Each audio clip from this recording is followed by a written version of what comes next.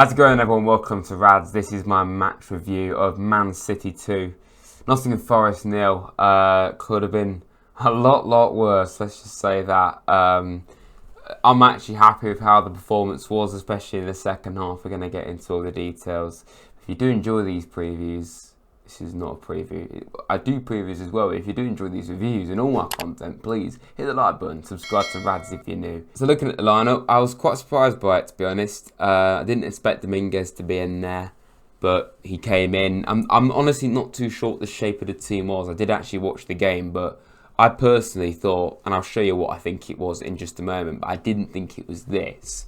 I've seen a few different formations on various different apps, so don't take this too seriously, really.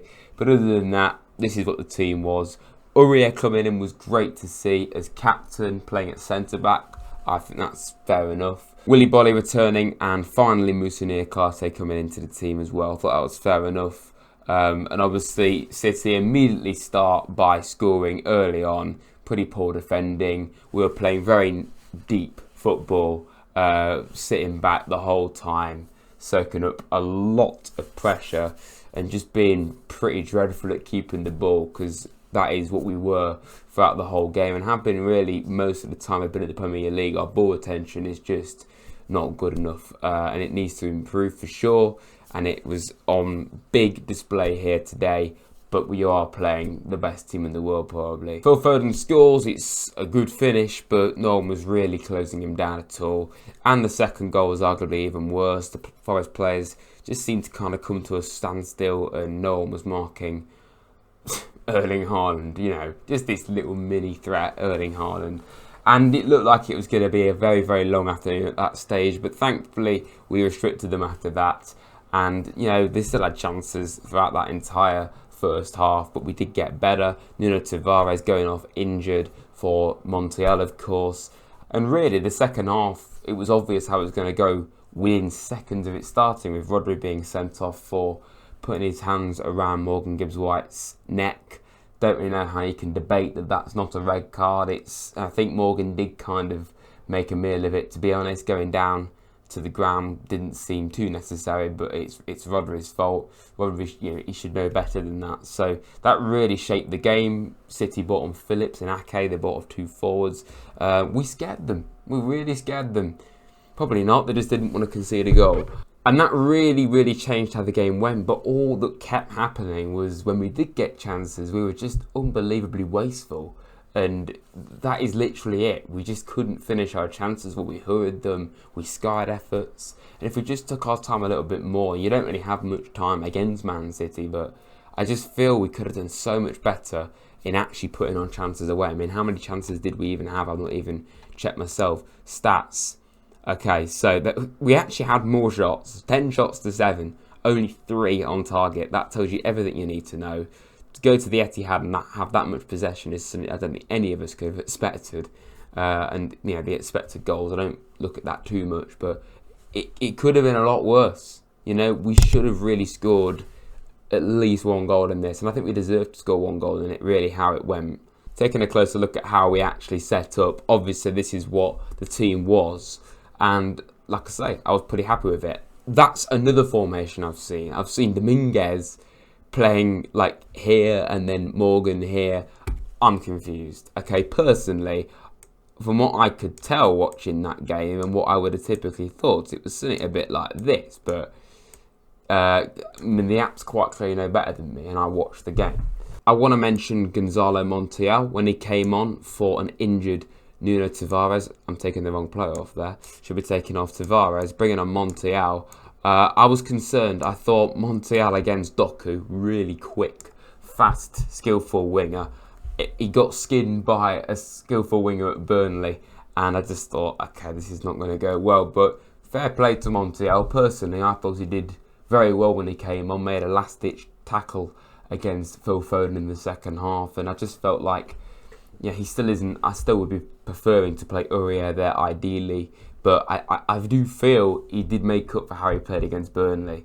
And that doesn't mean that he's suddenly a great player for us, but I think he did a lot better against a much, much harder team. And as soon as City did, of course, go down to 10 men, we reacted ourselves. They brought on some defenders, we brought on some attackers, and I was quite happy with that. Serge going off, and we brought on Anthony Elanga, and obviously Callum Hudson-Odoi. That was always going to be expected, and I was happy to see that.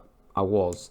So I'm just going to try and get the team as accurate as I possibly can. It was something a bit like this, probably. Yeah, let's just go with that, shall we? So it's this kind of thing. Much more attacking. Basically what we played against Burnley, really.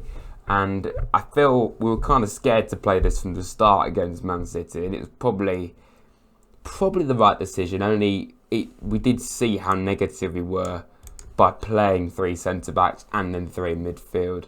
And then bringing these guys on in attack, it did make a difference. Only, of course, we just couldn't score. We just couldn't take a chances. Taiwo had a good chance, but it was, he kind of mishit it, really. Squared up to Edison, or he squared up to Taiwo. Got really dirty in the second half, to be honest. Elanga had a chance towards the end. I feel like having these two really made a big difference, bringing them on for their pace and energy and flair. That's exactly what we were missing. I want to mention, though, no Ryan Yates at all today. And I saw a good stat, actually, from the man himself, Elliot. Always comes up with a good fact whenever I see him in games, of course. And he said on his Twitter that this was actually the first time that not a single player that played in the playoff final started a game for us. And he's true. There was no Wall, there was no Yates, there was no McKenna. I have a feeling... I'm just speculating here. McKenna may have had an injury because he should have been starting anyway. But to go from being in the starting 11 to not even on the bench did seem a bit of a surprise. I was surprised to see no Wall in there, but I wasn't too bothered about it either because I feel like the back three near Carte Bolle, yes, perfectly fine. I probably would have had Joe in there ideally. But in a completely ideal world, Felipe, hopefully he's back soon. The only thing I think we did do kind of wrong today in that second half, and would have maybe have just helped us like get a foothold in the game a bit more, we could have just brought Yatesy on, and obviously Sangaré. I totally forgot to take Sangaré out of the mix. There was 12 players on the pitch there, wasn't there? What we could have done. I should have noticed that a lot sooner. We could have just brought Yatesy on, really, and just get because Yates gets stuck in. He bites at your ankles, not literally, but he's physical, and he has that drive. And I just feel like we were lacking in actually having chances and putting them away. And I'm not saying Yates would have helped us score goals necessarily, but I just feel like he would have been a bit more physical than Mangala, but. It wasn't to be. Dominguez, he did actually go under the radar, to be honest. It took me a while to like grow into what he was doing, but as the game went on, I kept thinking, yeah, fair enough.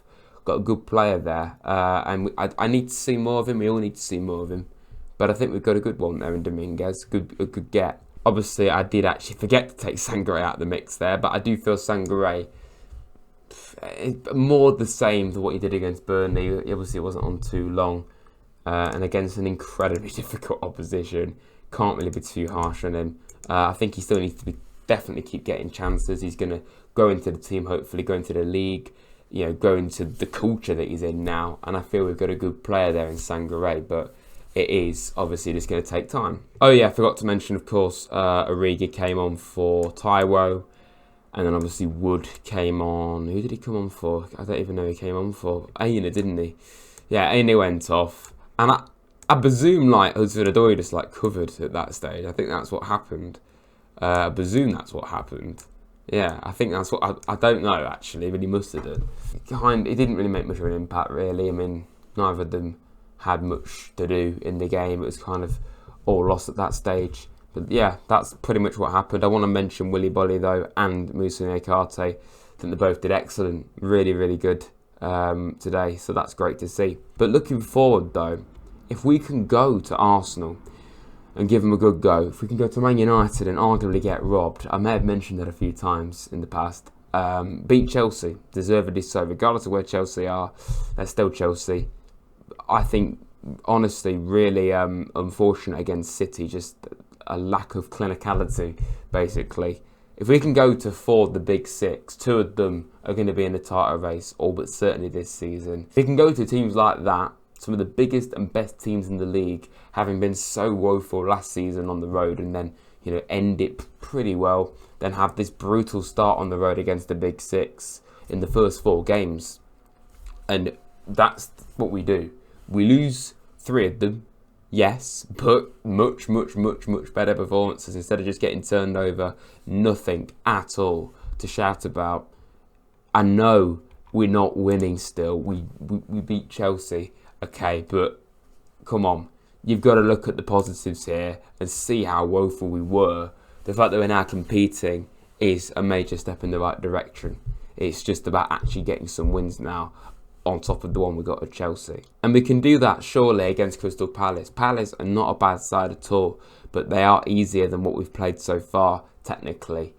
I mean, probably not much easier or harder than Chelsea are right now, to be honest, but still, we can definitely go to Palace and get something 100%. Obviously, Luton at home there, and then Liverpool away. Yeah, very difficult. Probably won't win that one, but then you've got West Ham, not impossible. You've got Fulham, not at all impossible. Wolves, not impossible. We've definitely got more winnable games there on the road. And then sandwiched in between that, obviously Brentford at home, Luton, 100% we can win both of them, especially Luton. Brentford's going to be tough though, for sure. 10th in the league table after that.